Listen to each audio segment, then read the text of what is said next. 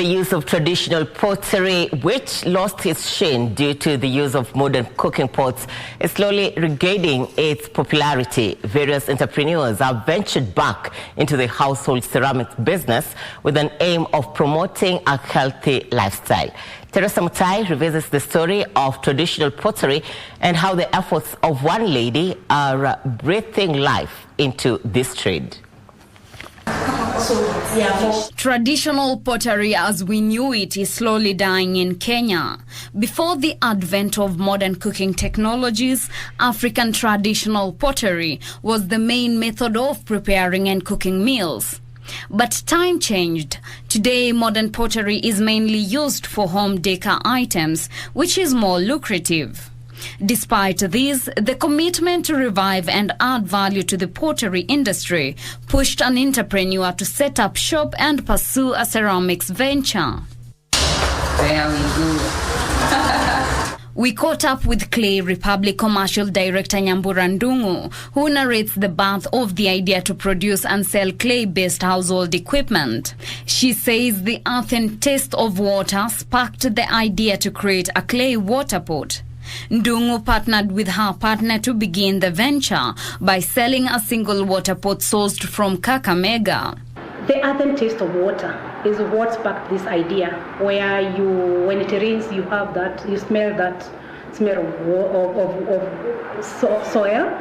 And we remembered that I think this is something that we used to get sometimes back. With the actualization of selling a water pot, they established the Clay Republic in 2020 with an aim of promoting healthy living.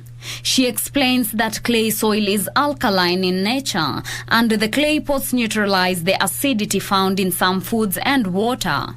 To that extent, she realized that the pots would help in reducing the common cases of heartburn caused by acidity. Clay is alkaline in nature, so anything that you put in a clay pot tries to neutralize the acid. So even if you have those problems of acidity, kuchoma chomeka, so what usually happens once you start drinking water from a clay pot, you'll find that that problem disappears with time. Through the Clay Republic, Nyambura Ndungu established a workshop in Kendu Bay and Kakamega, employing 40 and 30 women respectively to mold the clay pots and empower them financially. Like the Kendu Bay group has 40. Kakamega, we have different places and mostly homes that who are doing the pottery. Our catch was, are you able to get a fewer younger women who can be able to continue this pottery when you guys are tired and are not able to make pots anymore. To market her products to a wider audience, Nyambura has employed 2 employees to sell the finished products in her establishment.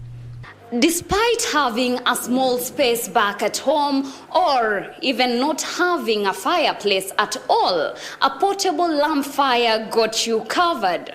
Clay from each location varies in color, with Kakamega having red clay, while Kendu Bay produces black clay. Sourcing clay is not very hard because it's mostly at the riverbanks, so they are able to tell which part of the riverbanks have clay. So what we've been doing with them, we have people who are able to help us test the soil. Testing this soil is because we want to make sure that the soil that we are using to make the clay products do not have reed. The pots are then molded and heated in highly concentrated kilns to ensure durability. The pots are later left to dry in the sun to add to their longevity. This entire process from molding to getting the pots to the shop takes 2 months. She says the designs of the pots are dictated by the customer's designs and needs. On a good month, the business can fetch as much as 300,000 shillings. But when the business is low, revenue can dip to a low of 50,000 shillings a month. The most important thing when it comes to pricing is the size of the pot and the design of the pot. On a good month, we are able to make a profit of around 200, 300. On a bad month, we are able to do 50, 60, thereabouts. Nyambura Ndungu says the clay cooking materials are a solution to reducing the use of fossil fuel to cook, as clay fire pots use less firewood or briquettes for heating and retains heat for up to 6 hours. Once that clay is heated up, with the charcoal that is breaking from the wood, it can be able to take a maximum of 6 hours when it still maintains the heat within the space that you are in. So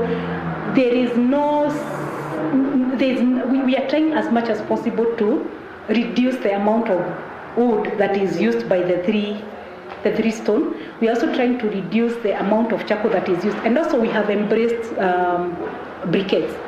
Nyambura's long-term plan is to access financing that will help Clay Republic set up a pottery school to train the young generation on various pottery skills.